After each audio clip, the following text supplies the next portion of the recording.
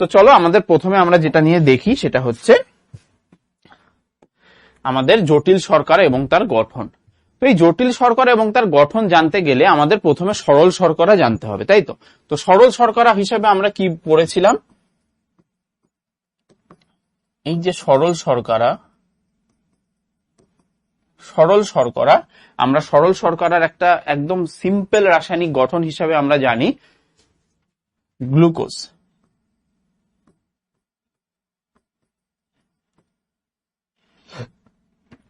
ঠিক আছে, গ্লুকোজের অণু কিন্তু আমরা জানি হচ্ছে একটা সরল শর্করার গঠন, এবং সেই গঠন অনুযায়ী যখন আমরা গ্লুকোজকে দেখেছিলাম সেইখানে কি দেখেছিলাম যে গ্লুকোজ ফটোসিনথেসিস প্রসেসে তৈরি হচ্ছে সালোক সংশ্লেষ ক্রিয়ায়, এবং সেই গ্লুকোজের স্ট্রাকচার বা রাসায়নিক গঠন হচ্ছে C6H12O6, তাই তো? এইটা আমরা দেখেছিলাম, এবং এই অনুযায়ী আমরা এর কার্বন, হাইড্রোজেন এবং অক্সিজেনের অনুপাত বের করেছিলাম। এটা আগের চ্যাপ্টারে আমাদের হয়ে গেছে, 1:2:1 অনুপাতে থাকে, দেখেছিলাম এটা আমরা।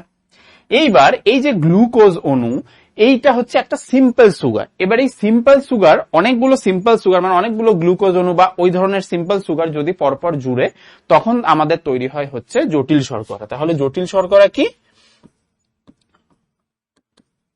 সরল শর্করা প্লাস সরল শর্করা। ঠিক আছে, এইভাবে আমরা দেখি। ঠিক আছে, তো এইবার এই সরল শর্করা ধরো আমাদের এই যে গ্লুকোজ অণু, এটাকেই যদি আমরা একটা গ্লুকোজ অণু ধরি, একটা সরল শর্করা গ্লুকোজ আর একটা সরল শর্করা হচ্ছে গ্লুকোজ, তাহলে আমাদের কি হচ্ছে? দুটো সরল শর্করা লাগলো। তাহলে দুটো সরল শর্করা যখন থাকছে, সেটা থেকে যেটা তৈরি হচ্ছে সেটা আমাদের কি তৈরি হয়? দ্বি-শর্করা। কারণ এটা এক শর্করা, এটা এক শর্করা, তাই তো? এটা হচ্ছে এক শর্করা, এটাও এক শর্করা, এটা দিয়ে আমাদের কি তৈরি হলো? দ্বি-শর্করা। দ্বি-শর্করা। ঠিক আছে, এবার এই দ্বি-শর্করার উদাহরণ হচ্ছে গ্লুকোজ আর গ্লুকোজ যদি মেলে তাহলে আমরা কি পাই? সেটা হচ্ছে মল্টোজ। মল্টোজ। ঠিক আছে, মল্টোজ হচ্ছে আমাদের তাহলে কি? দ্বি-শর্করা, মানে দুটো একক শর্করা নিয়ে যেটা তৈরি হচ্ছে সেটা হচ্ছে আমাদের দ্বি-শর্করা, এবং সেই একক শর্করা এই ক্ষেত্রে কি হচ্ছে? গ্লুকোজ এবং গ্লুকোজ, দুটো গ্লুকোজের অণু। ক্লিয়ার? তাহলে এইভাবে কিন্তু আমাদের তৈরি হচ্ছে জটিল শর্করা। এরপর যদি আমি আরেকটা দ্বি-শর্করার উদাহরণ নিই, সেটার ক্ষেত্রে ধরো এখানে কি আছে, এটা 1 নম্বর উদাহরণ গেল। 2 নম্বর উদাহরণ ধরো আমি একটা গ্লুকোজ অণু নিলাম,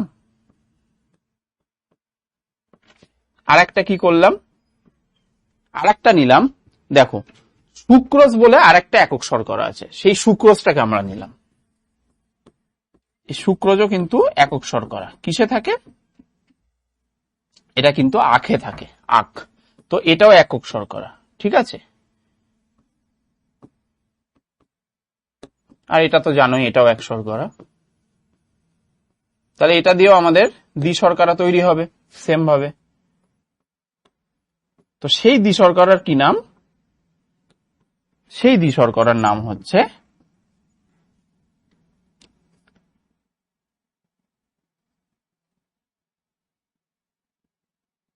দেখো মল্টোজ।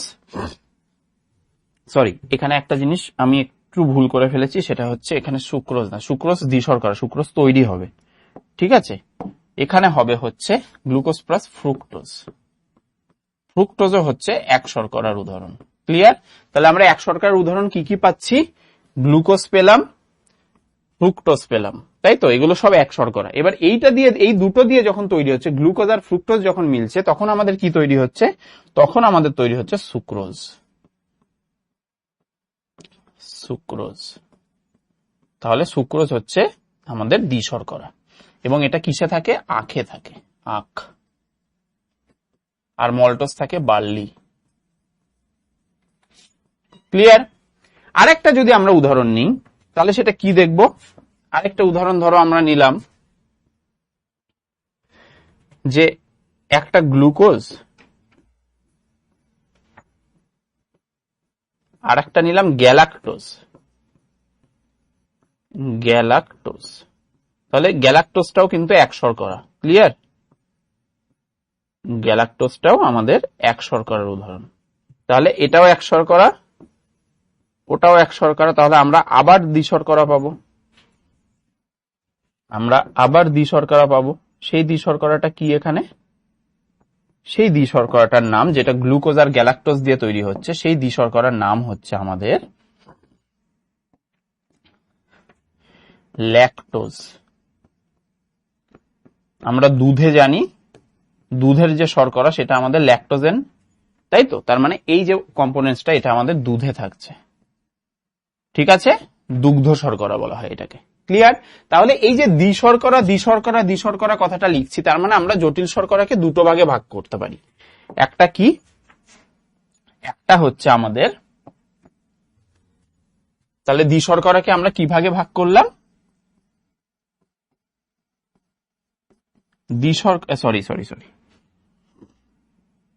জটিল শর্করাকে আমরা কি ভাগে ভাগ করলাম? জটিল শর্করাকে আমরা জেনারেলি দু রকম ভাগে ভাগ করছি। কি কি ভাগ? একটা হচ্ছে আমাদের দ্বিশর্করা, এবং আরেকটা হচ্ছে আমাদের বহু শর্করা। ঠিক আছে, তাহলে দ্বিশর্করা যেহেতু দুটো গ্লুকোজ বা দুটো সরল শর্করা নিয়ে হচ্ছে, এইটাকে বলা হয় ডাইস্যাকারাইড। আমরা জানি স্যাকারাইড মানে হচ্ছে আমাদের শর্করা, তাহলে এটা ডাইস্যাকারাইড, আর বহু শর্করা হচ্ছে পলিস্যাকারাইড।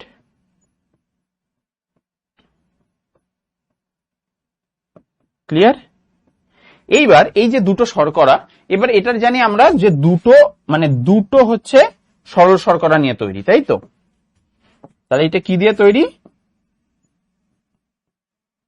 দুটি সরল শর্করা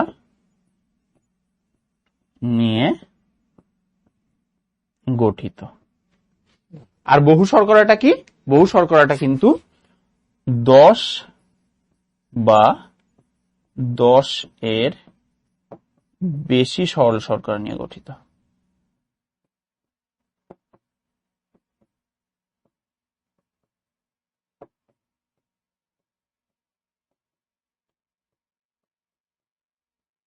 ক্লিয়ার? তার মানে দেখো কি হচ্ছে, যে দ্বিশর্করা হচ্ছে দুটো সরল শর্করা নিয়ে তৈরি হচ্ছে, আর পলিস্যাকারাইড যেটা বহু শর্করা, সেটা কি অন্তত পক্ষে 10টা সরল শর্করা থাকতেই হবে, এবং তার থেকে বেশি থাকলে আরো ভালো, কিন্তু 10-এর কম কিন্তু শর্করাকে আমরা বহু শর্করা বলি না। ঠিক আছে, তাহলে এইভাবে কিন্তু পরপর বন্ডগুলো এক একটা শর্করার সাথে জুড়ে কিন্তু এইভাবে দ্বিশর্করা এবং বহু শর্করা তৈরি করছে। এবং যে বন্ডটা এই মানে দুটো সরল শর্করাকে জুড়ছে, যে বন্ডটা জুড়ছে, সেই বন্ডকে কি বলা হয়?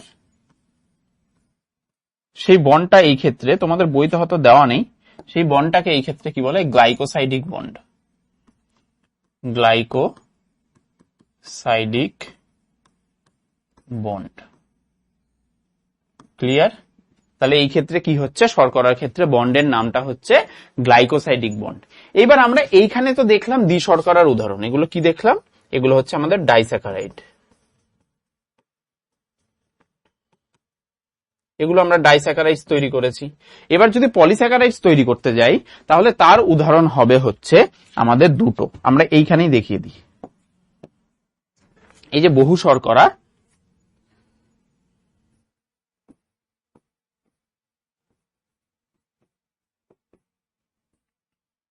বহু শর্করার উদাহরণ কি হচ্ছে? বহু শর্করার উদাহরণ হচ্ছে আমাদের শ্বেতসার। এগুলো জেনারেলি সঞ্চিত অবস্থায় থাকে, এবং গ্লাইকোজেন। শ্বেতসার এবং গ্লাইকোজেনকে আমরা কি বলি? বহু শর্করা। ক্লিয়ার? বহু শর্করার উদাহরণ তাহলে আমাদের কি হচ্ছে? শ্বেতসার এবং গ্লাইকোজেন। মাথায় থাকবে শ্বেতসার এবং গ্লাইকোজেন হচ্ছে আমাদের বহু শর্করা উদাহরণ, যারা কমপক্ষে 10টা সরল শর্করা নিয়ে তৈরি অথবা 10-এর বেশি, সেটা এখানে লেখা আছে। এইবার আমরা তো দেখলাম যে নরমালি গঠন অনুযায়ী আমাদের এই সূত্রটা কাজ করছে এই ক্ষেত্রে, তাই না?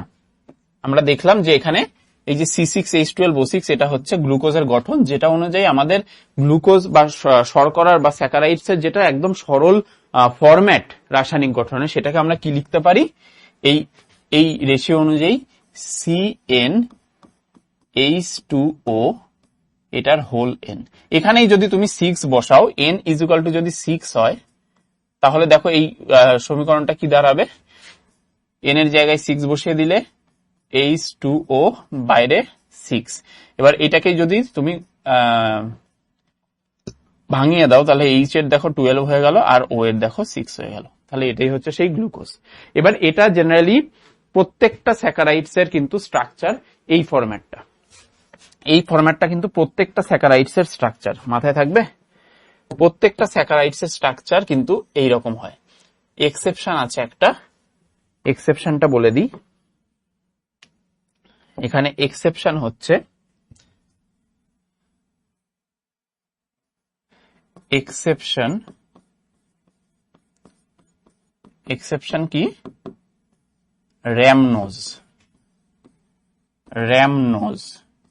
র্যামনোজের স্ট্রাকচার কি? C6H12O5। C6H12O5, দেখো এখানে O6 নেই, তার মানে এই জিনিসটা মানছে না। এটা মাথায় থাকবে। কিভাবে আলাদা হলো? তাহলে এক্সেপশন যদি আমি বলি যে কোন স্যাকারাইড বা জটিল শর্করাটা আমাদের এই যে সরল শর্করা, যেটা কিনা আমাদের নরমাল যে স্ট্রাকচার শর্করার রাসায়নিক গঠন সেইটা মানছে না, সেটা কি? র্যামনোজ। মাথায় থাকবে। তাহলে আমাদের কিন্তু জটিল শর্করা এবং তার গঠন ব্যাপারটা আমাদের মোটামুটি ক্লিয়ার। এবার আমরা চলে আসি এর কিছু কাজে।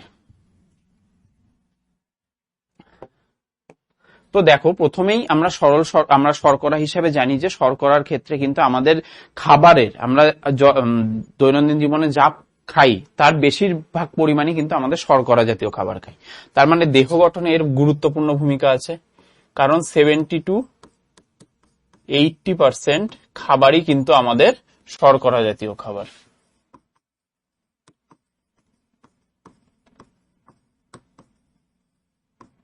তাই তো আমরা জানি 70 থেকে 80% খাবার আমরা শর্করা জাতীয় খাবার খাই। তো সেইটা ইনডিরেক্টলি বা ডিরেক্টলি কি করছে? আমাদের দেহের যে গঠন সেইটা কিন্তু বাড়াচ্ছে। ক্লিয়ার? আচ্ছা, সেকেন্ড যেটা বলেছে সেটা হচ্ছে আমাদের শক্তি সরবরাহ।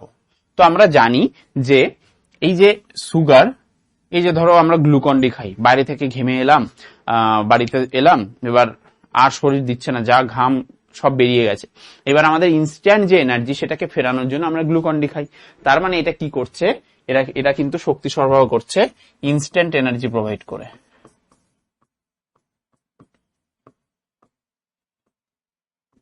ইনস্ট্যান্ট এনার্জি প্রোভাইডার হিসেবে কাজ করছে। তার মানে কি করছে? তার মানে মেইনলি কাজ করছে কিভাবে? এরা কিন্তু কর্মক্ষমতা বাড়াচ্ছে খুব জলদি, কর্মক্ষমতা বাড়ায় এবং কি তাপ শক্তি উৎপন্ন করে। তাপ শক্তি উৎপন্ন করে। এইবার এই যে তাপ শক্তি উৎপন্ন করছে, এই তাপ শক্তির উৎপন্নটা কিভাবে হচ্ছে? এই যে তাপ শক্তি উৎপন্ন করছে শর্করা, সেই শর্করার জারণ হচ্ছে, শর্করার জারণ, অক্সিডেশন হচ্ছে। তো শর্করার জারণের ক্ষেত্রে আমরা কি রকম ভাবে এনার্জি পাই?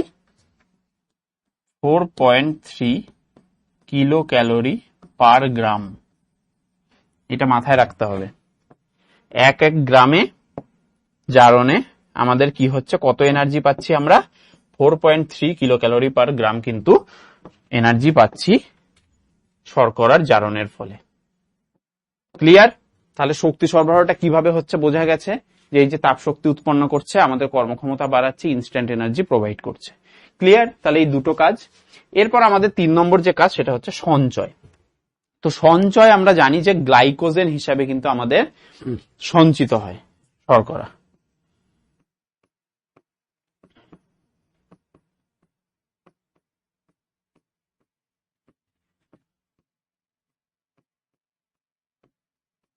কিসে?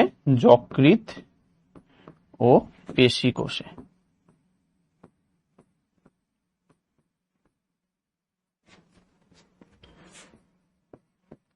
সঞ্চিত হয়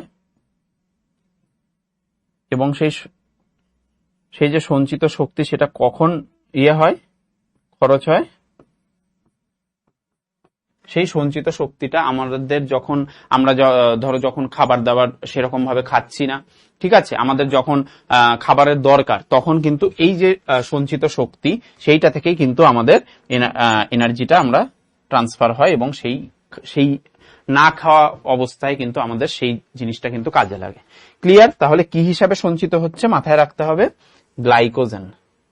ক্লিয়ার? আচ্ছা, এরপর আমাদের আছে হচ্ছে খাদ্য উপাদান। তো খাদ্য উপাদান হিসেবে আমরা কিভাবে পাচ্ছি? আমরা কিছুক্ষণ আগে যখন এটার দ্বিশর্করা এবং যে বহু শর্করার ব্যাপারটা বলছিলাম, তখনই বললাম যে খাদ্য উপাদান হিসেবে আমাদের দ্বিশর্করা কি কি ছিল? Maltose,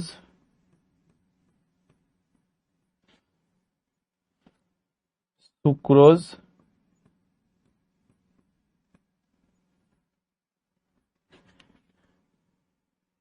lactose. কোনটা কি কাজ করত? কোনটা কিসে থাকতো? মল্টোজ থাকতো কিসে? আমাদের বার্লি। ঠিক আছে, তাহলে এটা একটা খাদ্য উপাদান যার মধ্যে থেকে আমরা এই শর্করাটা পাবো। সুক্রোজ কিসে থাকছে? ইক্ষু বা আখ বলে এটাকে। ঠিক আছে, আখের রসে, যেটা খুব সুইট হয়। ঠিক আছে, এবং ল্যাকটোজ কি? আমাদের ল্যাকটোজেন মানে দুগ্ধ শর্করা। ক্লিয়ার? তাহলে আমরা দ্বিশর্করার ব্যাপারটা দেখলাম এবং পলিস্যাকারাইড যেগুলো, সেগুলো বিভিন্ন রকম কিন্তু কাজে আসে। তো এইগুলো হচ্ছে আমাদের খাদ্য উপাদান, মাথায় থাকবে। চলো তাহলে আমরা এবার পরের স্লাইডে চলে যাই। আমাদের শর্করা কমপ্লিট। এবার আমরা চলে আসছি আমাদের কি নিয়ে? প্রোটিন নিয়ে। তো প্রোটিন ব্যাপারটা বলতে গেলে আমাদের প্রথমেই মাথায় আসে কি? মাথায় আসে আমাদের অ্যামাইনো অ্যাসিড।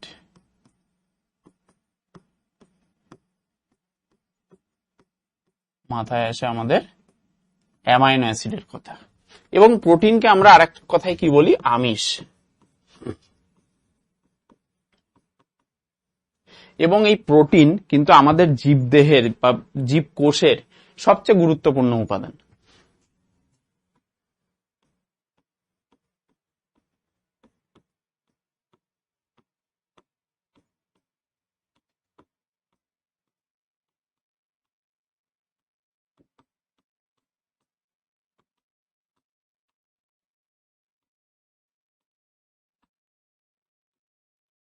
ক্লিয়ার? কারণ প্রত্যেকটা কোষে যখন তৈরি হয় তখন আমাদের কি, আপনারা যদি কোষের একটা স্ট্রাকচার দেখি, আমাদের জেনারেলি লিপিড আর প্রোটিনের স্তর দিয়ে গঠিত একটা কোষ। এটা আমরা পড়ব, এটা কোষ পর্দা। ঠিক আছে, এগুলো লিপিড, এর মধ্যে একটা প্রোটিন থাকছে, আবার লিপিড থাকছে।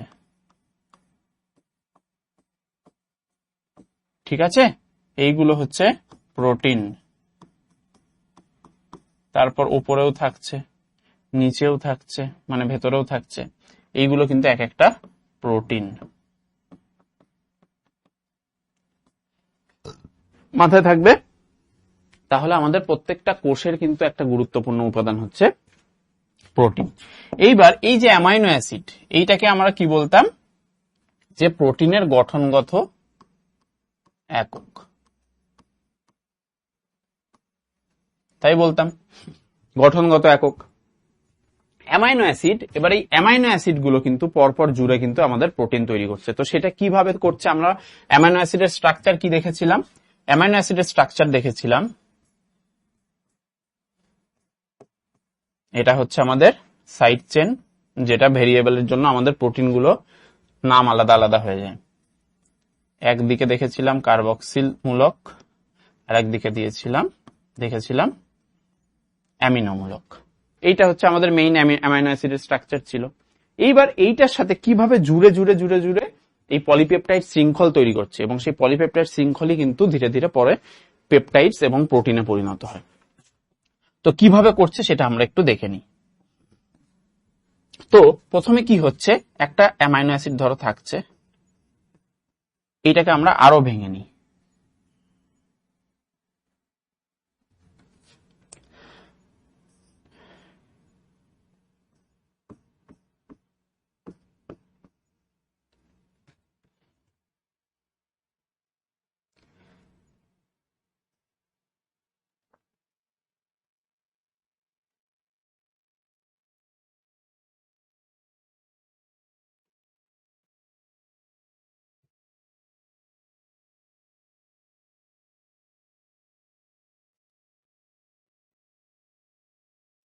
এটা একটা অ্যামাইনো অ্যাসিড, এটা R1 দিয়েছি যেহেতু, তাহলে এটাকে আমরা কি ধরি?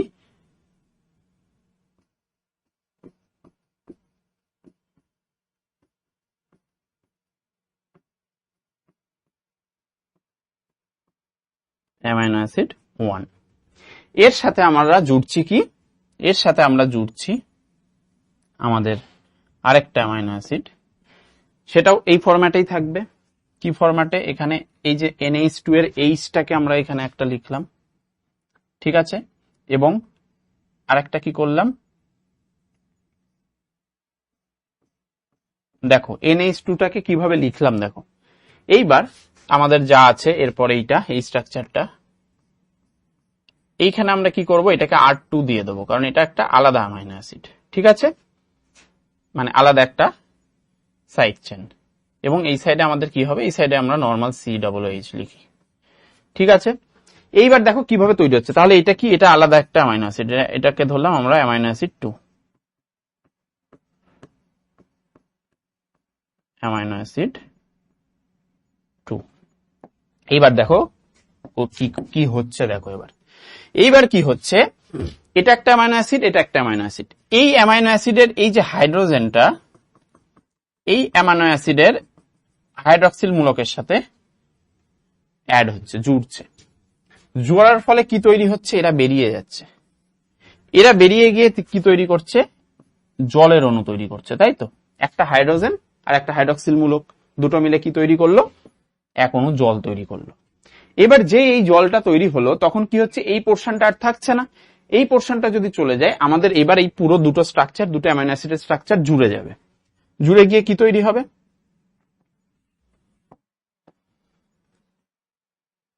কেমন দেখতে হবে দেখো, এই যে দেখো পরপর NH2, তারপর কি আছে C, এখানে H, এখানে R1, তারপর কি C, এখানে কিন্তু কার্বক্সিলের যে পোর্শনটা বেঁচে গেছে সেইটুকু, এইটুকু নেই, আবার এইটুকু, এই বন্ডটা থেকে যাবে। এই যে এখানে একটা বন্ড দেখো,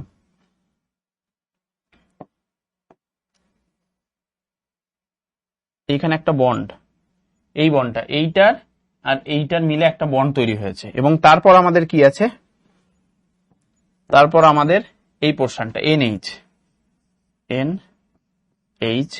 তারপর কি CH, তারপর এখানে আরেকটা সাইড চেন COOH। এইটা তৈরি হচ্ছে আমাদের একটা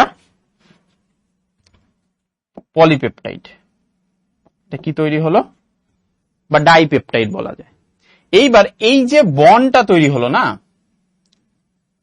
এই যে বন্ডটা তৈরি হলো, এই বন্ডটাকে আমরা কি বলবো? এই বন্ডটাকে আমরা বলি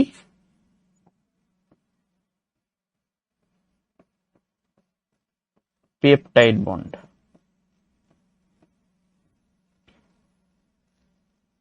খুব ইম্পর্টেন্ট এটা, কিভাবে তৈরি হলো সেটা বোঝাটা, পেপটাইড বন্ড কি করে তৈরি করলাম। ঠিক আছে, এবং এই স্ট্রাকচারটাকে জেনারেলি,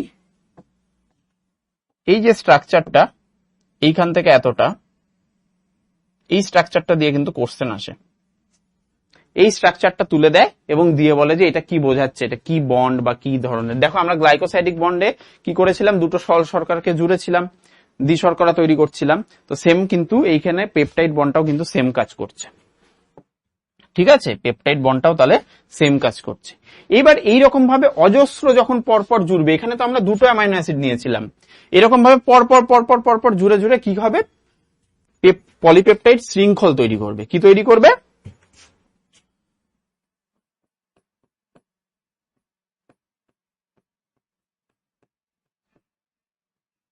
পলিপেপটাইড চেন বা শৃঙ্খল তৈরি করবে। ক্লিয়ার? এইবার এই পলিপেপটাইড শৃঙ্খল ধীরে ধীরে কি করবে, ধরো এবার একটা পলিপেপটাইড শৃঙ্খল তৈরি হয়ে গেল, তার পাশে আর একটা পলিপেপটাইড শৃঙ্খল। এবার দুটোর পলিপেপটাইড শৃঙ্খলের পাশাপাশি হরাইজন্টালি যদি কোনো কানেকশন হয়, তখন তৈরি হবে কি, গৌণ। ঠিক আছে, সেকেন্ডারি স্ট্রাকচার, প্রোটিন তৈরি হলো, এটা সেকেন্ডারি স্ট্রাকচার অফ প্রোটিন, এটা নর্মাল প্রোটিন তৈরি হলো। তারপর কি তৈরি হলো, গৌণ।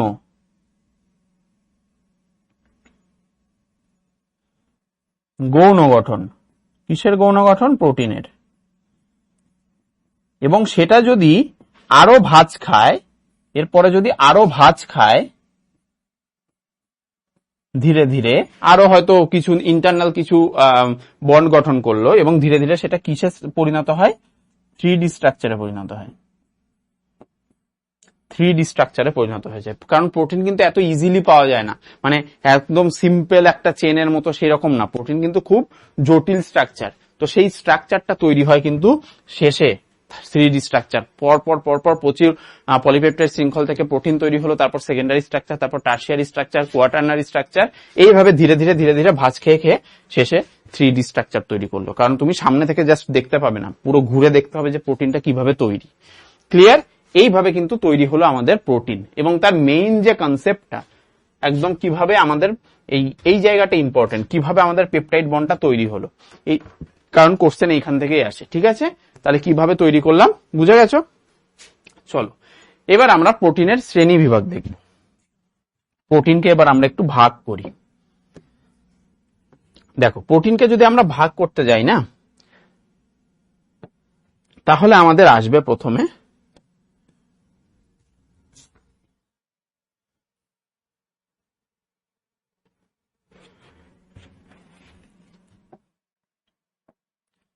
আমরা প্রোটিনকে 3 রকম ভাবে ভাগ করি।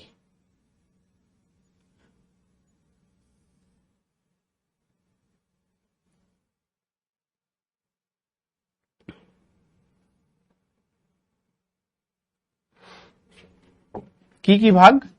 প্রথমে আমরা দেখব সরল প্রোটিন।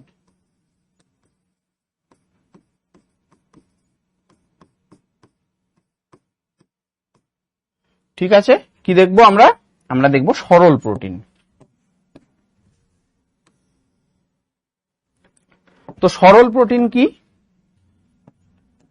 যে প্রোটিন অন্য কিছুর সাথে কিন্তু যুক্ত হচ্ছে না, নর্মাল অবস্থায় যেমন অ্যামাইনো অ্যাসিডের সাথে অ্যামাইনো অ্যাসিড সেইভাবেই তৈরি হচ্ছে, আলাদা কিছু আর কিছু হচ্ছে না। ঠিক আছে, সেইটাকে আমরা সরল প্রোটিন বলি। তাহলে কি লিখব? যে সকল প্রোটিন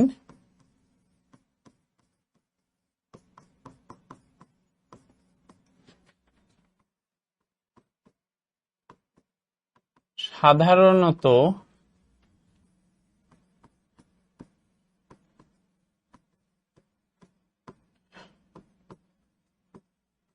অ্যামাইনো অ্যাসিডের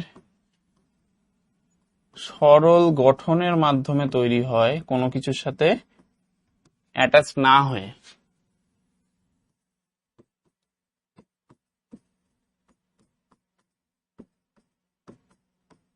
ঠিক আছে, কোনো কিছুর সাথে অ্যাটাচ না হয়ে সেগুলোকে আমরা কি বলবো? সরল প্রোটিন। যেমন আমরা জানি যে এই যে ডিম,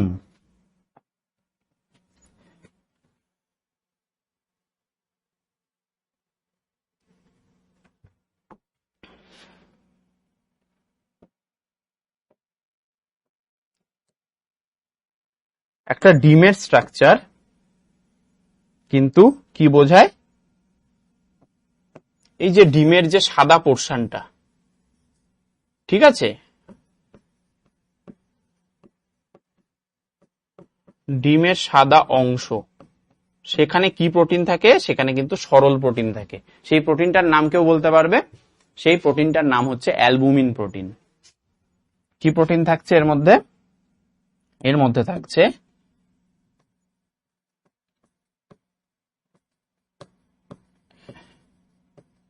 অ্যালবুমিন প্রোটিন, যেটা কি প্রোটিন? একটা সরল প্রোটিন।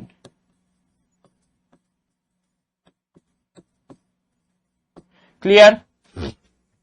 তাহলে আমরা সরল প্রোটিনের উদাহরণ কি পড়লাম? অ্যালবুমিন।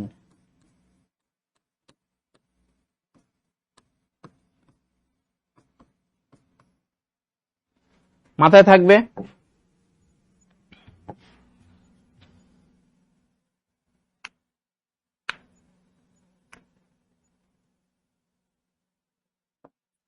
এইবার আমাদের সেকেন্ড যে প্রোটিনটা আসছে সেটা হচ্ছে যুগ্ম প্রোটিন।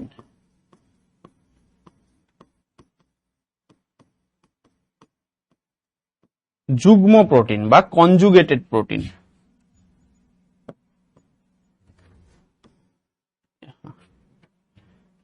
কি আসছে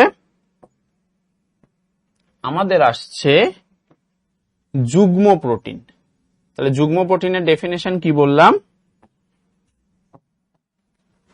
যে সকল প্রোটিন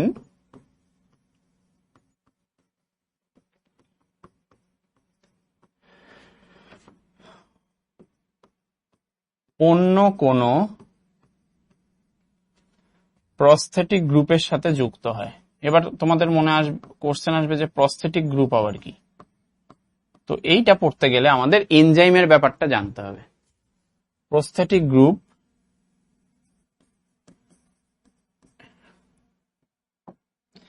এর সাথে যুক্ত হয়ে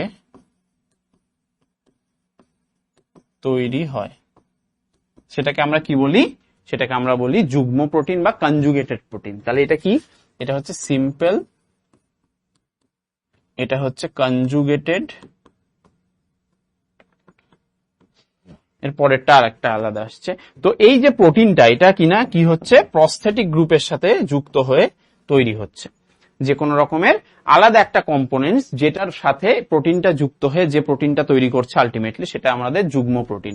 তো সেই রকম একটা প্রোটিনের উদাহরণ হচ্ছে নিউক্লিয় প্রোটিন। নিউক্লিয় প্রোটিন। তো এই যে নিউক্লিয় প্রোটিনটা, এটা আমরা কোথায় দেখতে পাই? এইটা আমরা দেখতে পাই, এই যে আমরা ডিএনএ স্ট্রাকচার বা এই সম্পর্কে জানি, তো ডিএনএ স্ট্রাকচারে কি হিস্টোন নামে একটা জিনিস আছে। কি আছে? হিস্টোন। সেই হিস্টোনটা এক রকমের প্রোটিন। সেই হিস্টোনটাকে কি করে? এইরকম দেখতে হয় চাকতির মতো, সেইটাকে র্যাপ করে করে কিন্তু ডিএনএ গুলো জুড়তে থাকে। ঠিক আছে? তাহলে এইগুলো কি? এগুলোকেই বলা হয় হিস্টোন প্রোটিন। আর এইগুলো হচ্ছে ডিএনএ। তাহলে দেখো, দুটো প্রোটিন কিন্তু নর্মাল ভাবে তৈরি হয়নি। তাহলে এই যে পুরোটা, এই পুরোটাকে বলছে আমাদের নিউক্লিয় প্রোটিন। এই দুটো মিলে, হিস্টোন আর ডিএনএ মিলে আমাদের কি তৈরি হচ্ছে? নিউক্লিয় প্রোটিন তৈরি হচ্ছে। নিউক্লিয় প্রোটিন মানে কি? Histone plus DNA. ঠিক আছে? এইটা মিলে কিন্তু আমাদের তৈরি হলো হচ্ছে এই যে নিউক্লিয় প্রোটিন। তাহলে এটা এক রকমের যুগ্ম প্রোটিন। দেখো, যুগ্ম জিনিস আছে, দুটো আলাদা আলাদা জিনিস আছে, সেটা মিলে তৈরি হচ্ছে। এরপর যেটা আছে আমাদের, সেটার নাম হচ্ছে লব্ধ প্রোটিন। লব্ধ প্রোটিন।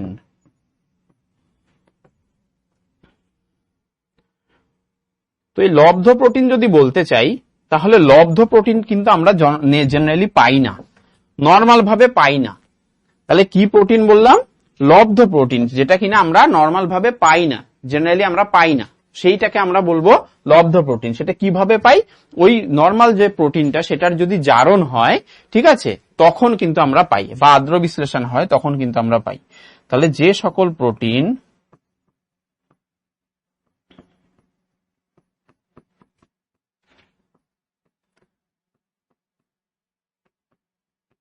সাধারণভাবে দুর্লভ কিন্তু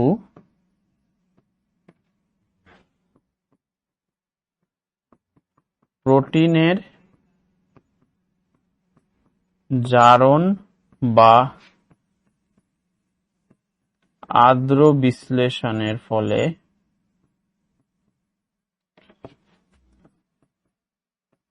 তৈরি হয়, তখন সেটাকে আমরা কি প্রোটিন বলি? তখন সেই প্রোটিনটাকে আমরা বলি লব্ধ প্রোটিন, যেটা আমরা পাই। ঠিক আছে, পাই যেটাকে। ক্লিয়ার? তাহলে সিম্পল প্রোটিন, কনজুগেটেড প্রোটিন এবং লব্ধ প্রোটিন, ঠিক আছে, যেটাকে আমরা আরেক কথায় কি বলি? ডেরাইভড। কোথা থেকে ডেরাইভড হয়েছে? একটা প্রোটিনের জারণ বা আদ্র বিশ্লেষণের ফলে। কিভাবে? প্রোটিনের জারণ বা আদ্র বিশ্লেষণের ফলে কিন্তু যে প্রোটিনটা আমরা পাচ্ছি সেটা হচ্ছে লব্ধ প্রোটিন। যেমন পেপটন, যেমন কি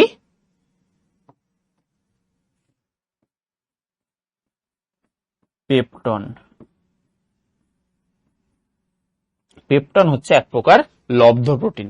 যদি প্রোটিনকে আমরা আদ্র বিশ্লেষণ করি তাহলে সেখান থেকে ধীরে ধীরে আমরা কি পাই? পেপটন পাই। ক্লিয়ার? তাহলে প্রোটিনের শ্রেণীবিভাগ তিনটে, কোন রকম কনফিউশন নেই। চলো তাহলে আমরা এবার এগোই কাজের দিকে। কাজের দিকে এগোতে গেলে আমাদের প্রোটিনের যে মেইন ভূমিকা সেটা হচ্ছে দেহ গঠন। তো আমাদের দেহের যাবতীয় যা অঙ্গ প্রত্যঙ্গ, যাবতীয় যা কিছু দেখতে পাচ্ছ সব কিন্তু প্রোটিন দিয়ে তৈরি। তাহলে দেহের সমস্ত প্রকার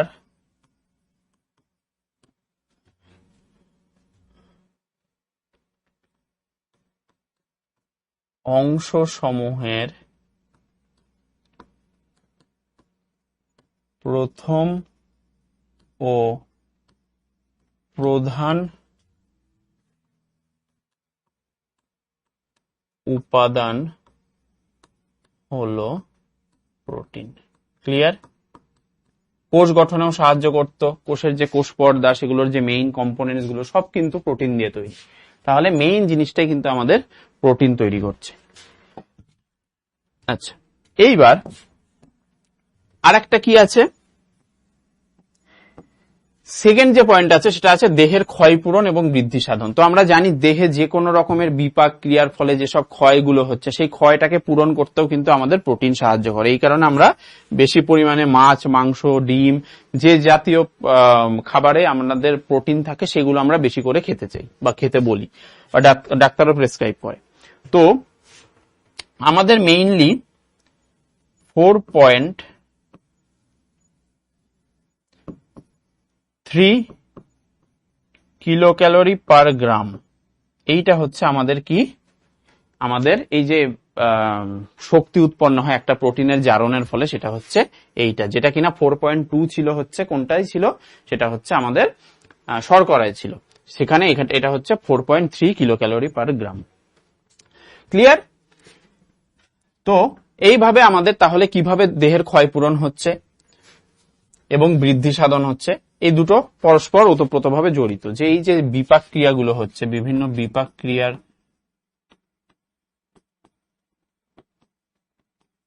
ফলে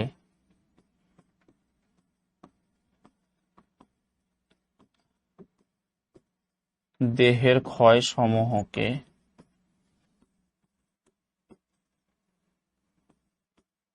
পুনর্জীবিত করতে কি লাগে? প্রোটিন প্রয়োজন। ক্লিয়ার? এবং ধীরে ধীরে সেটার বৃদ্ধি সাধন করতে। নেক্সট আমাদের আসছে উৎসেচকের সংশ্লেষ। তো আমরা জানি বিভিন্ন উৎসেচক কিন্তু সেটার মেইন সোর্সই কিন্তু প্রোটিন। ঠিক আছে, প্রোটিন দিয়ে কিন্তু বিভিন্ন উৎসেচক তৈরি হয়।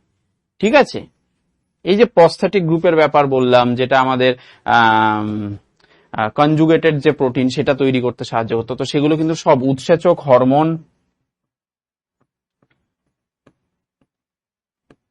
আমরা জানি হরমোনেরও উৎস হিসেবে কাজ করত। ঠিক আছে,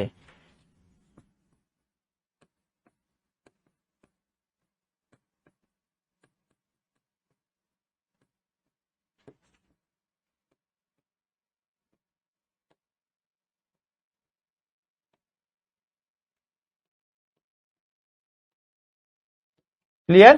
তাহলে উৎসেচক হরমোন এগুলো তৈরিতেও কিন্তু প্রোটিন কিন্তু মুখ্য ভূমিকা পালন করছে। তাহলে এই হচ্ছে মোটামুটি আমাদের প্রোটিনের কাজ। আরো তো প্রচুর কাজ আছে, প্রোটিনের কাজের কোনো শেষ নেই। আচ্ছা, এরপর আমাদের চলে আসবে হচ্ছে ফ্যাট বা লিপিড, তাই তো? এটাকে আমরা কি বলি? ইংলিশ টার্মে বলি এটাকে আমরা লিপিড, লিপিড বা স্নেহ পদার্থ বলা হয়। তো এগুলো জেনারেলি একটু অয়েলি টাইপের সাবস্টেন্স, তেল জাতীয়, এই ধরনের ব্যাপারটা থেকে এই স্নেহ পদার্থের ধারণাটা এসছে। তো আমরা সরল বা ক্ষুদ্র অণুসমূহের মধ্যে, মাইক্রোমলিকুলস এর মধ্যে আমরা কি পড়েছিলাম? ফ্যাটি অ্যাসিড বলে একটা ব্যাপার পড়েছিলাম, এবং বলেছিলাম যে এই ফ্যাটি অ্যাসিড কিন্তু ফ্যাট তৈরির একটা মেইন কম্পোনেন্টস। ক্লিয়ার? তাহলে এইবার এই ফ্যাটটা কিভাবে তৈরি হচ্ছে সেটা আমাদের জানতে হবে। এইটার ক্ষেত্রে মেইন যে ব্যাপারটা, যেটার ক্ষেত্রে গুরুত্ব দিতে হবে, সেটা হচ্ছে স্ট্রাকচারটা, ফ্যাটের স্ট্রাকচারটা কিভাবে তৈরি হয়। তো এই ফ্যাটটা বানাতে গেলে আমাদের এখানে একটা নর্মাল একটা ভার্সন দেখাই, যে ফ্যাট যদি আমাদের বানাতে হয় তাহলে আমাদের মেইনলি কি লাগবে? মেইনলি লাগবে হাইড্রক্সিল মূলকওয়ালা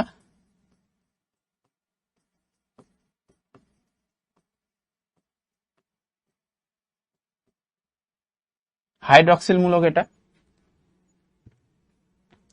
আচ্ছা, হাইড্রক্সিল মূলকওয়ালা কি লাগবে আমাদের?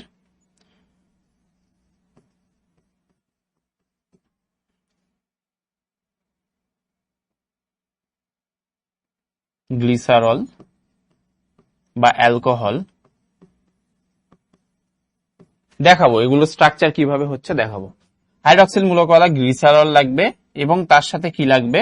তার সাথে আমাদের লাগবে ফ্যাটি অ্যাসিড। এই দুটো মিললে কি তৈরি হবে? এই দুটো মিললে তৈরি হবে আমাদের এস্টার।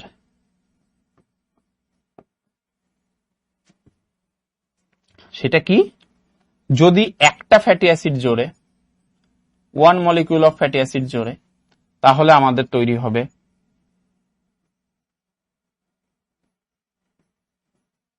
মনোগ্লিসারাইড।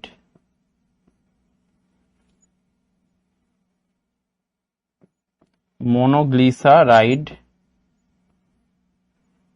আর এক অণু জল। ঠিক আছে, যদি one molecule of fatty acid হয়।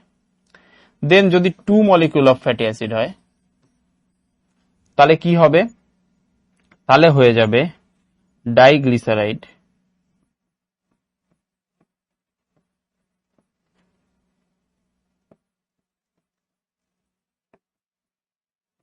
এবং কয় অণু জল হয়ে যাবে?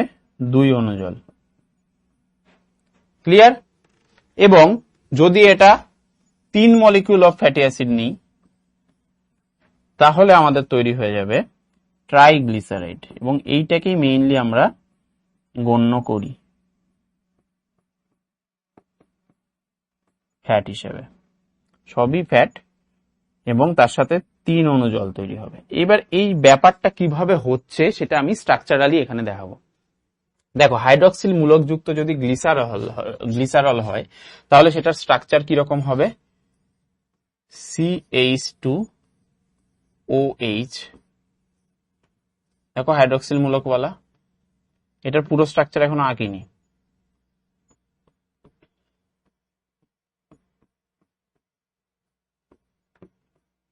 এটা কি করলাম? এটা হচ্ছে গ্লিসারল, এক অণু গ্লিসারল। কি বললাম? এক অণু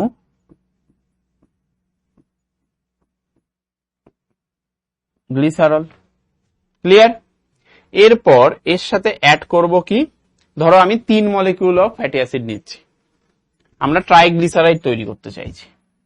আমরা কি তৈরি করতে চাইছি? এইটা তৈরি করতে চাইছি। তাহলে এইটা তৈরি করতে হলে আমাদের কি করতে হবে?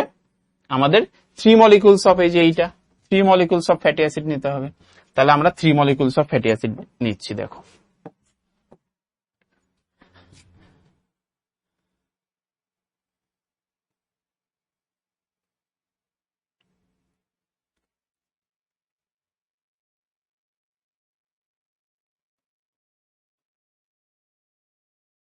এটা একটা মলিকিউল অফ ফ্যাটি অ্যাসিড, এটা আলাদা। দেখো R2 R1 এগুলো আলাদা আলাদা হয়ে যাচ্ছে।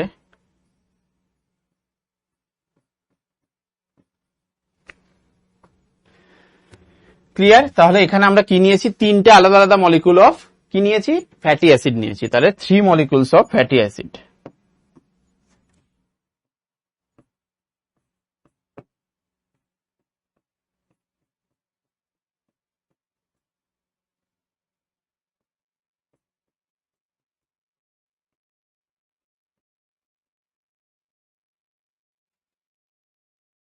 ক্লিয়ার? এইবার আমাদের তৈরি করব আমরা কি? ট্রাইগ্লিসারাইড এবং 3 অণু জল। দেখো কিভাবে তৈরি হচ্ছে, এইটাকে ঠিকভাবে দেখবে। দেখো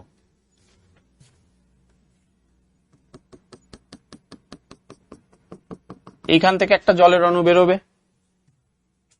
আচ্ছা সরি, এইখানে একটু ভুল হয়েছে, এখানে একটু স্ট্রাকচারালি ভুল হয়েছে। কি হবে? এই জায়গাগুলো, ও এর জায়গাগুলো এইচ হবে।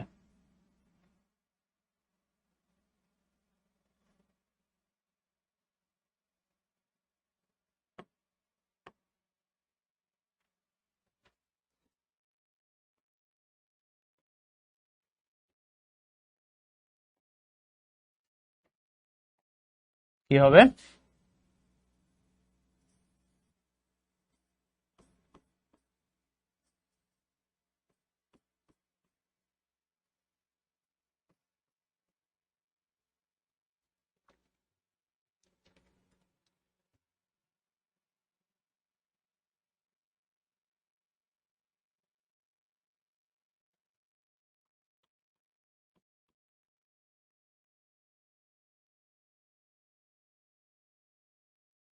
দেখো এইবার আমরা করব হচ্ছে জলের বিয়োজন। তাহলে এইখান থেকে একটা জল বেরোবে, এইটা থেকে আরেকটা জল বেরোবে আরেক অণু, এবং লাস্ট হচ্ছে এইটা থেকে, তাই তো? তাহলে 3 অণু জল বেরোচ্ছে। এইখান থেকে একটা বেরোচ্ছে, এইখান থেকে একটা বেরোচ্ছে, এইখান থেকে একটা বেরোচ্ছে।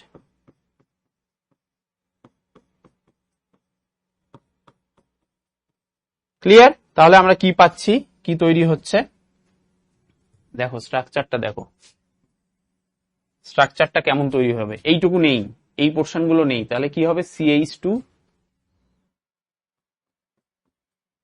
তারপর কি আছে এইদিকে OCR। ক্লিয়ার? এটাকে আরেকটু এই সাইডে লিখলে ভালো হতো। আচ্ছা, তারপর কি আছে? তারপর ধরো CH, আবার OC, এখানে R2। ঠিক আছে, এইগুলো কিন্তু চেঞ্জ, কারণ 3টে আলাদা আলাদা মলিকিউল অফ ফ্যাটি অ্যাসিড নিয়েছি। এবং লাস্টলি আবার CH2, এইটুকু নেই, আবার OC এবং R3।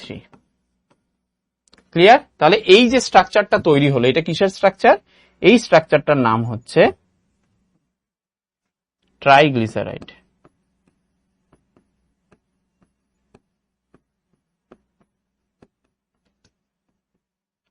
ক্লিয়ার?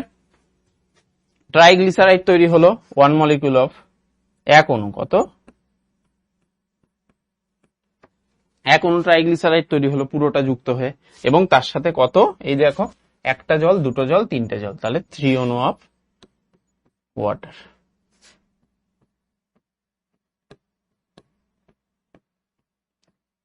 এইটা একটু কমপ্লিকেটিভ স্ট্রাকচারটা লিপিডের ক্ষেত্রে, প্রোটিনের ক্ষেত্রে যেটা অনেকটা ইজি ছিল, কিন্তু এইটা মনে রাখতে হবে, কিছু করার নেই বাবা। ঠিক আছে, যে 1 অণু of glycerol 3 molecules of fatty acid, সেটা থেকে তৈরি হচ্ছে আমাদের ট্রাইগ্লিসারাইড, যেটা কিনা লিপিড, এবং 3 অণু জল তৈরি হচ্ছে।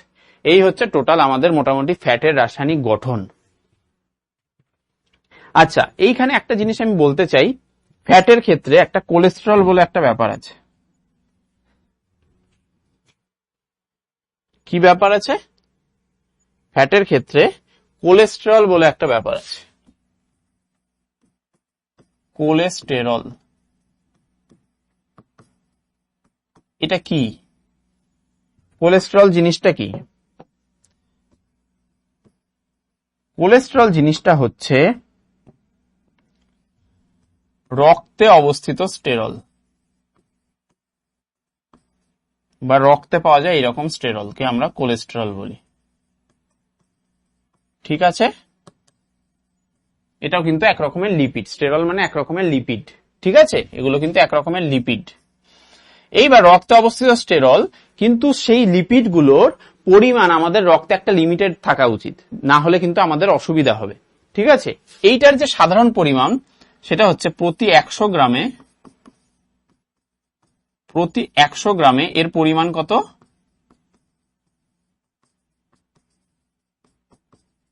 150 থেকে 250 mg প্রতি 100 গ্রাম রক্তে। ক্লিয়ার? তাহলে এটা কিন্তু একটা আলাদা একটা ইনফরমেশন, যেটা কিনা কাজে লাগবে। ক্লিয়ার? প্রতি 100 গ্রাম রক্তে এর স্বাভাবিক পরিমাণ 150 থেকে 250 মিলিগ্রাম। ঠিক আছে, তাহলে এইটা তোমাদের মাথায় রাখতে হবে, এই জিনিসটা ইম্পর্টেন্ট, কোলেস্টেরল জিনিসটা আসে এবং সেটা লিপিডের মধ্যেই পড়ছে। এর ছাড়া আরেকটা জিনিস হয় অপরিহার্য ফ্যাটি অ্যাসিড, আমরা পড়েছি। তো অপরিহার্য ফ্যাটি অ্যাসিড কি বলা হতো? যে অপরিহার্য ফ্যাটি অ্যাসিড কি? যেটা আমাদের, যেসব ফ্যাটি অ্যাসিড আমাদের দেহে নরমাল ভাবে সংশ্লেষিত হয় না, সেটাকে আমাদের আলাদা করে বাইরে খাবার বা কিছু থেকে আমাদের নিতে হয়। তো সেই রকম একটা অপরিহার্য ফ্যাটি অ্যাসিডের নাম কি? আমরা আগের দিন একটা বলেছিলাম, ওমেগা 3 ফ্যাটি অ্যাসিড। এছাড়াও আর কি হতে পারে সেটা আমরা একটু আজকে একটু দেখে নিই। কি বলছি? অপরিহার্য ফ্যাটি অ্যাসিড, অপরিহার্য ফ্যাটি অ্যাসিড। তাহলে এর ডেফিনেশনটা আমরা বুঝে গেলাম যে আমাদের খাবারের মাধ্যমে নিতে হবে। তো এইটার এক্সাম্পল হয় হচ্ছে লিনোলেইক অ্যাসিড,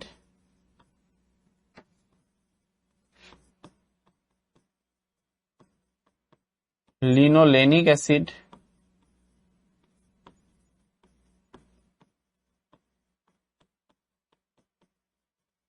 আর একটা কি? Arachidonic acid.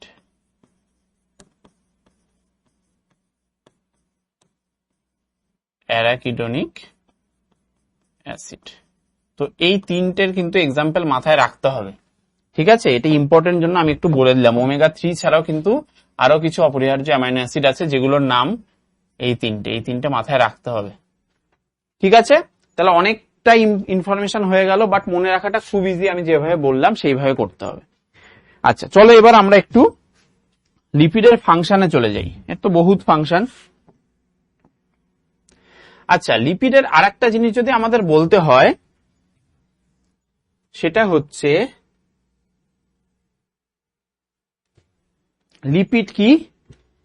এই যে স্নেহ জাতীয় পদার্থ, সেই ব্যাপারটা আমাদের কিসে কাজ করে? সেটা হচ্ছে আমাদের শক্তির উৎস হিসেবেও কাজ করে। তো এই ক্ষেত্রেও আমাদের সেই শক্তি কিভাবে, কতটা কি পাচ্ছি, সেটা আমাদের জানতে হবে। তো শক্তির উৎস হিসেবে এখানে তৈরি হচ্ছে কত? 9.3 kilo calorie per gram. What happened?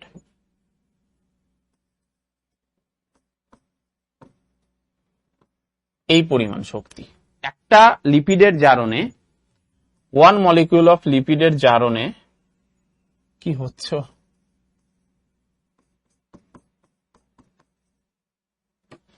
আবার কি শুরু হয়েছে পাগলামো?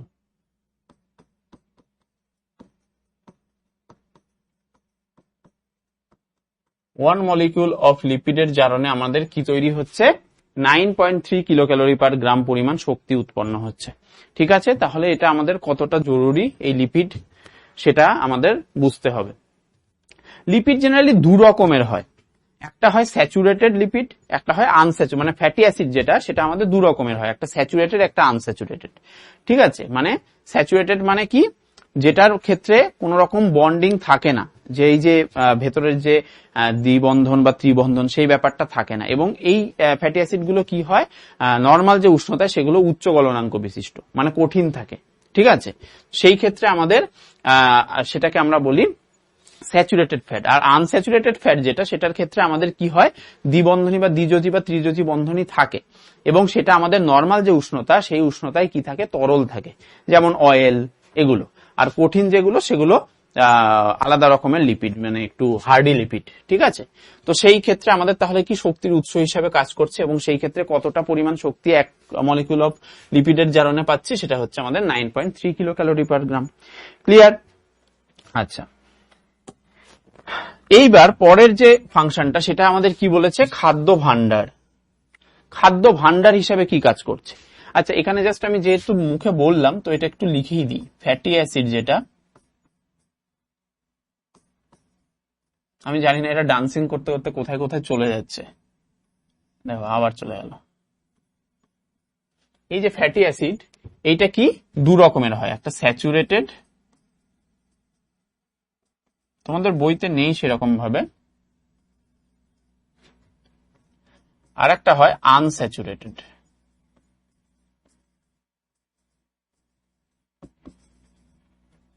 স্যাচুরেটেড এর ক্ষেত্রে কি বললাম, স্যাচুরেটেড ফ্যাট হচ্ছে নো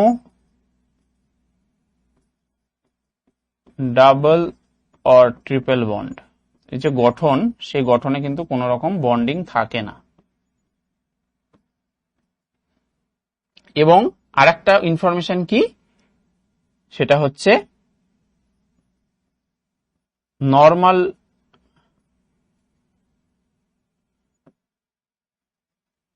টেম্পারেচারে এরা কি হয়, সলিড, মানে ঘরের যে ঘরোয়া যে টেম্পারেচার সেটাতে এরা কিভাবে থাকে, সলিড হিসেবে থাকে। আর আনস্যাচুরেটেড জাস্ট এর উল্টো। কি হয়, আনস্যাচুরেটেড এর ক্ষেত্রে কি হয়, হ্যাভিং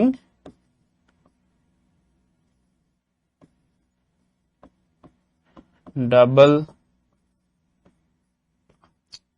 কার ঘাড়ে কে চলে যাচ্ছে, ট্রিপল বন্ড, আর একটা কি, এরা নর্মাল টেম্পারেচারে কি থাকে, লিকুইড থাকে।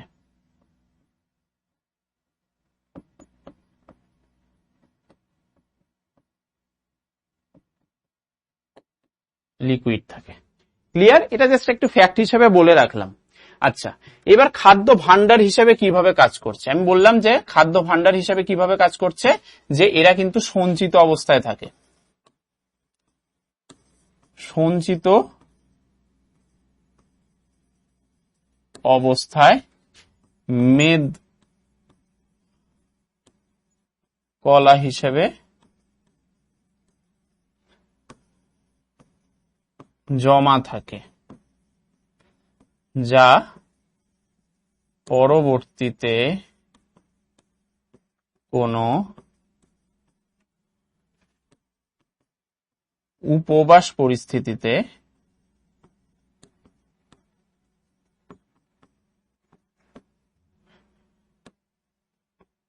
খাদ্যের যোগান হিসেবে কাজ করে।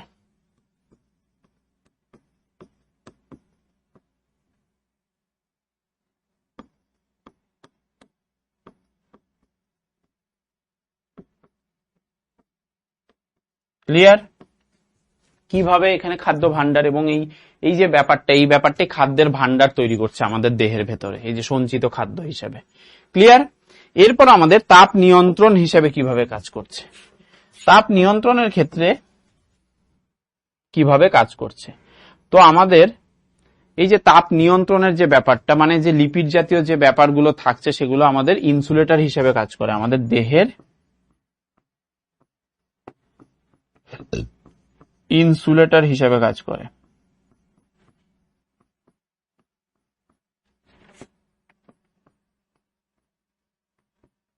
কি কাজ? কিসের ইনসুলেটর? তাপের। ক্লিয়ার? যে তাপটাকে ঠিকভাবে আমাদের যে বডি সেটাকে যাতে রেস্ট্রিক্ট করতে পারে সেই হিসাবে কিন্তু আমাদের এই লিপিড জমে সেই লিপিডের ব্যাপারটা থেকে সাপ্লাই হয় সেই জিনিসটা। ক্লিয়ার? আর লাস্টে কি বলেছে? হরমোন উৎপাদনে। তো এই যে আমরা পড়লাম যে কোলেস্টেরল যে হরমোনটা পড়লাম, সেই কোলেস্টেরল হরমোন থেকে কিন্তু আমাদের বায়োসিনথেটিক যে প্রসেস, সেই প্রসেসের মাধ্যমে কি হয়? দুটো হরমোন তৈরি হয়, স্টেরয়েডাল হরমোন জেনারেলি, একটা হচ্ছে ইস্ট্রোজেন, একটা হচ্ছে টেস্টোস্টেরন। তাহলে কি কোলেস্টেরল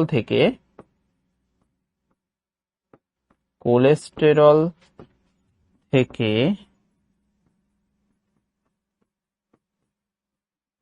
গোনাডাল হরমোন কি কি গোনাডাল হরমোন? একটা হচ্ছে ইস্ট্রোজেন আর একটা হচ্ছে টেস্টোস্টেরন। ইস্ট্রোজেন কাদের থাকে? মেয়েদের। আর টেস্টোস্টেরন পুরুষদের। তো এই যে দুটো হরমোন, এই দুটো হরমোনের তৈরিতেও কিন্তু সাহায্য করে।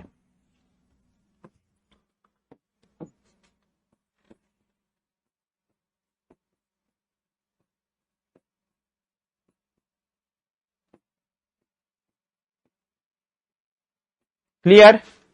তাহলে আমরা দেখে নিলাম যে কিভাবে লিপিড কাজ করছে, লিপিডের আমাদের যে দেহের গঠন সংগঠন সেগুলোতে কিভাবে তার ভূমিকা আছে সেগুলো আমরা দেখে নিলাম। এইবার আমরা চলে আসি আরেকটা মেইন ম্যাক্রোমলিকিউলস, যেটা কিনা নিউক্লিওটাইড দিয়ে তৈরি হতো, সেটার নাম হচ্ছে নিউক্লিক অ্যাসিড। তাহলে এর যে গঠনগত একক সেটা কি? নিউক্লিওটাইড। ঠিক আছে? নিউক্লিওটাইডটা কি কি দিয়ে তৈরি ছিল? আগের দিন স্ট্রাকচার হিসাবে দেখিয়েছিলাম, সুগার, ফসফেট, আর কি? Nitrogen base. ক্লিয়ার? এইগুলো দিয়ে কিন্তু আমাদের নিউক্লিওটাইড তৈরি ছিল। এইবার নিউক্লিওটাইড এবং নিউক্লিক অ্যাসিড, এই যে নিউক্লিক অ্যাসিড এটা হচ্ছে আম্লিক প্রকৃতির কম্পোনেন্টস, এবং এটা থেকে আমাদের জেনারেলি দু রকমের হয়।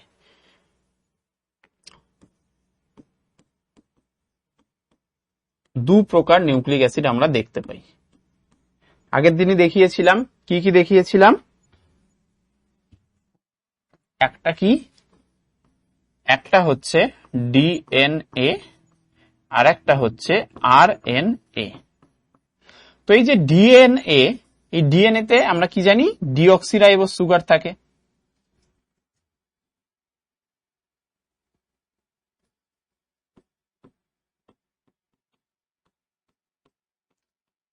ডিঅক্সিরাইবোজ সুগার থাকে, এটা জানি ডিএনএ। আর কি থাকে? আর নাইট্রোজেন বেস, এই যে পিউরিন হিসেবে কি থাকে? পিউরিনের মধ্যে থাকে অ্যাডেনিন, গুয়ানিন। আর পিরিমিডিনের ক্ষেত্রে কি থাকে? পিরিমিডিনের ক্ষেত্রে থাকে সাইটোসিন আর থায়ামিন। তার মধ্যে অ্যাডেনিনের সাথে থাইমিন দুটো বন্ড আর সাইটোসিনের সাথে গুয়ানিন তিনটে বন্ড। এইভাবে কিন্তু ডিএনএ স্ট্রাকচারটা তৈরি হয়। আর আরএনএর ক্ষেত্রে কি হচ্ছে? সুগার কি থাকছে? Ribose sugar. রাইবোজ সুগার থাকছে। তার সাথে আর কি থাকছে? ইউরিন হিসাবে কি থাকছে? ফসফেট তো থাকছেই দুটোতেই। ইউরিন হিসাবে অ্যাডেনিন আর গুয়ানিন, এটার কোনো চেঞ্জ নেই। পিরিমিডিনে চেঞ্জ আছে। পিরিমিডিনে কি চেঞ্জ? পিরিমিডিনে চেঞ্জ হচ্ছে এখানে সাইটোসিন থাইমিনের জায়গায় ইউরাসিল থাকে। তো এইবার এই দুটোর ক্ষেত্রে অ্যাডেনিনের সাথে ইউরাসিলের ডাবল বন্ড আর সাইটোসিনের সাথে গুয়ানিনের যেরকম তিনটে বন্ড। এইভাবে কিন্তু এই নিউক্লিক অ্যাসিড তৈরি হয়। গঠনটা হচ্ছে এই রকম। ঠিক আছে? এর সাথে তো ফসফেট থাকছেই।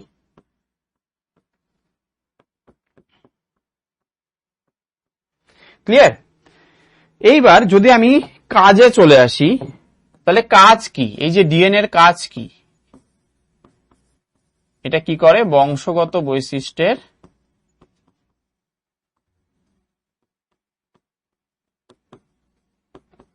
ধারক ও বাহক হিসাবে কাজ করে, তাই না? আমরা জানি তো জেনেটিক বস্তু, তো এটা কি জেনেটিক বস্তু। আচ্ছা, আর আরএনএ এর ক্ষেত্রে কি হয়? আরএনএ থেকে আমাদের রাইবোজোম গঠন হয়, রাইবোজোম গঠনে সাহায্য করে, এবং রাইবোজোম গঠনে সাহায্য করলে সেখান থেকে ধীরে ধীরে আরেকটা কি কাজ হবে? প্রোটিন তৈরিতে সাহায্য করে, প্রোটিন সংশ্লেষ।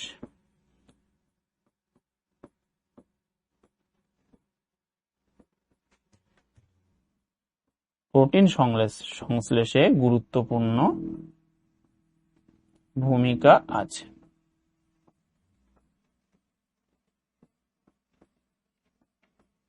ক্লিয়ার? এইটুকু একদম নিউক্লিক অ্যাসিড একদম ক্লিয়ার। চলো, এর চেয়ে বেশি কিছু নেই নিউক্লিক অ্যাসিডে। আচ্ছা, এইবার এইখানে একটা মেইন যে ব্যাপার আছে সেটা হচ্ছে এটিপি। এটিপি এটার ফুল ফর্ম কি? Adenosine T for try, P for phosphate, adenosine triphosphate. কি বললাম? Adenosine triphosphate. আচ্ছা, এইবার এই যে অ্যাডিনোসিন ট্রাইফসফেট, এইটা কিভাবে তৈরি হচ্ছে এবং সেখান থেকে কিভাবে এটা আমাদের এনার্জি কারেন্সি হিসাবে কাজ করছে? তো অ্যাডিনোসিন ট্রাইফসফেটটা মেইনলি তৈরি হয় অ্যাডিনোসিন মনোফসফেট থেকে। অ্যাডিনোসিন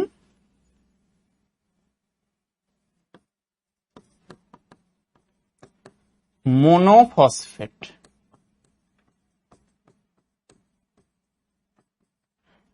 সেটার সাথে কি হয়? একটা ফসফেট জোড়ে। এবার এই ফসফেট গুলোর এনার্জি স্টোর করার ক্ষমতা আছে, এনার্জি স্টোর ক্যাপাসিটি আছে। ক্লিয়ার? এর মাধ্যমে কি হয়? এডিপি তৈরি হয়। এইটা ছিল কি? AMP, adenosine monophosphate. এখান থেকে কি তৈরি হলো? Adenosine diphosphate.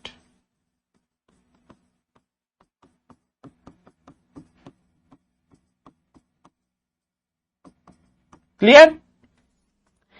এইবার এই যে অ্যাডিনোসিন ডাইফসফেট, এর সাথে যদি আবার আমাদের আরেকটা স্টোর পার্টিকেল ঢোকে ফসফেট, এটা কি? এগুলো কিন্তু phosphate, inorganic phosphate.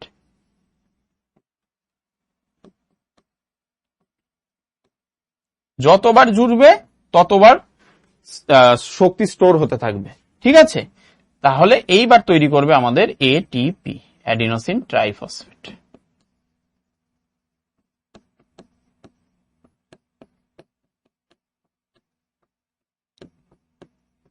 Clear?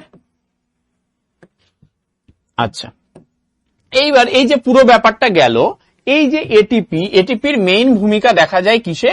শ্বসনে। শ্বসনের English হচ্ছে রেসপিরেশন। এই যে রেসপিরেশন, এর ক্ষেত্রে কি হয়? উল্টো প্রসেসটা হয়, এটিপিটাকে ভাঙতে থাকে। এতক্ষণ স্টোর হচ্ছিল শক্তি, এবার এটিপি ভাঙবে। ব্রেক হলে কি হবে? ADP plus PI. এবার এই যে ফসফেটটা নির্গত হবে, এখান থেকেই শক্তির যোগান দেবে।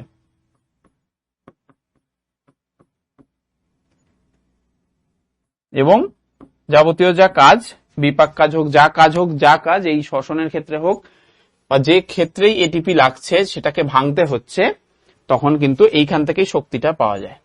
এইবার যদি এডিপিটাকে আবার ভাঙে, তাহলে এএমপি আবার পিআই, এবং সেই পিআইটাই আবার এখানে শক্তির যোগান দেবে।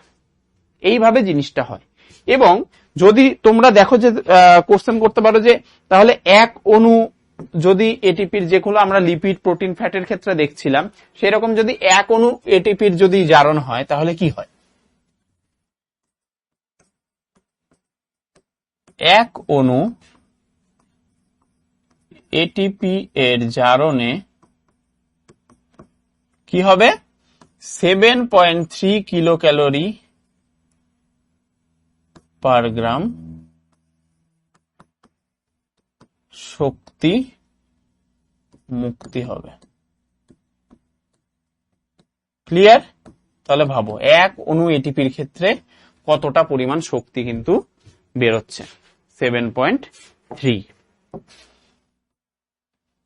ক্লিয়ার? তাহলে আমাদের এনার্জি কারেন্সিটা কিভাবে কারেন্সিটা তৈরি হচ্ছে বুঝতে পেরেছো? এই কারণেই কিন্তু এনার্জি কারেন্সি ব্যাপারটা বলছে।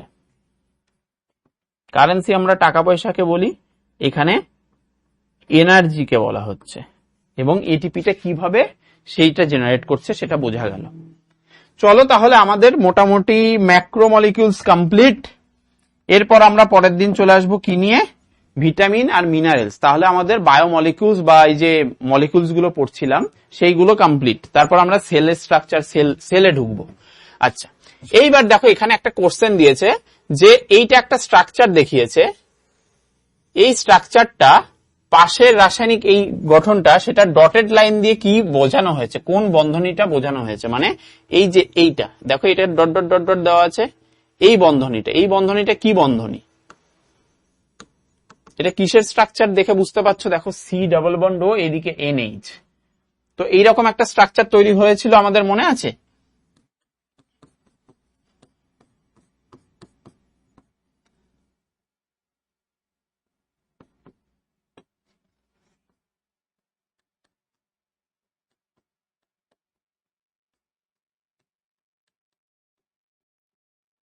এইরকম একটা স্ট্রাকচার তৈরি হয়েছিল। আচ্ছা, এইরকম যখন, তাহলে এটা কিসের স্ট্রাকচার ছিল? এগুলো এক একটা অ্যামাইনো অ্যাসিডের স্ট্রাকচার ছিল, R1, এগুলো হচ্ছে এক একটা আলাদা আলাদা সাইড চেন। এবং এই যে স্ট্রাকচারটা যেটার কথা আমি বলেছিলাম, এই পোর্শনের এই যে বন্ডটা, এটাকে আমরা কি বলছিলাম, এটা কিসের, এটা পুরোটা একটা শৃঙ্খল তৈরি করছে, পলিপেপটাইড শৃঙ্খল, এবং সেখান থেকে কি তৈরি হচ্ছে, প্রোটিন, তাই না? তাহলে এটা কি বন্ড? প্রোটিনের ক্ষেত্রে কি বন্ড ছিল? এটা পেপটাইড বন্ড, তাই তো, পেপটাইড বন্ড। এবং দেখো যখন প্রোটিনটা বা এই যে দুটো অ্যামাইনো অ্যাসিড জুড়ছে, তার এই সাইড কিন্তু এন, মানে এই সাইডটা এন থাকছে, এই সাইডটা সি থাকছে, সেটা বুঝতে পেরেছো? তার মানে এন সাইড থাকছে এই সাইড, এবং এই সাইডটা থাকছে কি, সি সাইড। ঠিক আছে, দুটো আলাদা আলাদা সাইড তৈরি হচ্ছে। যেমন আমাদের নর্মাল যখন একটা অ্যামাইনো অ্যাসিড ছিল তখনও যেরকম দেখতে ছিল, যে এই সাইডটা সি ডাবল বন্ড ওএইচ মানে কার্বক্সিল মূলক, এবং এটা অ্যামাইনো মূলক। তো গঠন যখন তৈরি হচ্ছে পেপটাইড বন্ধের মাধ্যমে, তখনও কিন্তু এই সাইডটা মেইনটেইনই থাকছে। ক্লিয়ার? এই সাইডে এন, ওই সাইডে সি। তাহলে এটা আমাদের অ্যান্সারটা কি হবে, যে এটা কি বন্ড, পেপাটাইড দিয়েছে, পেপটাইড বন্ধনী। অ্যান্সার হবে অপশন নাম্বার সি। ঠিক আছে, খুব ইজি যদি ঠিকভাবে আমার লেকচারটা বুঝতে পারো তো। আচ্ছা, এইবার একটা দিয়েছে একটি পলিস্যাকারাইডের উদাহরণ হলো। তো আমরা পলিস্যাকারাইড মানে কি জানি, বহু শর্করা। ন্যূনতম কটা অণু লাগবে সরল শর্করার, বহু শর্করা তৈরি করতে গেলে? গ্রেটার দেন ইকুয়াল 10, তাই তো? Greater than equal 10 molecule of সরল শর্করা লাগবে। ঠিক আছে, আমরা দ্বিশর্করা বা ডাইস্যাকারাইডের উদাহরণ কি পড়েছিলাম? সুক্রোজ পড়েছিলাম, মল্টোজ পড়েছিলাম, আর ল্যাকটোজ পড়েছিলাম। কিন্তু এই ক্ষেত্রে দেখো বহু শর্করা, পলিস্যাকারাইড, অনেকগুলো মানে সরল শর্করা দিয়ে তৈরি। তাহলে সেই রকম এক্সাম্পল কি ছিল? ল্যাকটোজ না, এটা দ্বিশর্করা ছিল, এটা ডাইস্যাকারাইড।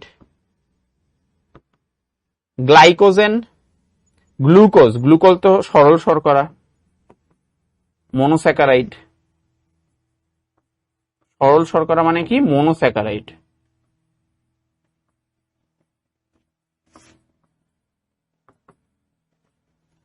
সুক্রোজ, এটাও ডাইস্যাকারাইড। তাহলে আর কি বেঁচে থাকছে? গ্লাইকোজেন, মনে আছে? গ্লাইকোজেন পেশিতে সংশ্লেষিত হচ্ছিল,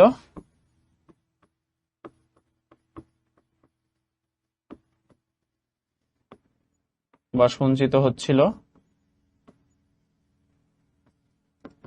তাহলে এটা কি গ্লাইকোজেনটাই হচ্ছে আমাদের, গ্লাইকোজেন আর শ্বেতসার ছিল মনে আছে, এটা হচ্ছে আমাদের বহু শর্করার উদাহরণ। তাহলে আমাদের অ্যান্সার কি, কোনটা রাইট? অ্যান্সার নম্বর মানে অপশন নাম্বার 2, গ্লাইকোজেন। গ্লাইকোজেন হচ্ছে পলিস্যাকারাইডের উদাহরণ।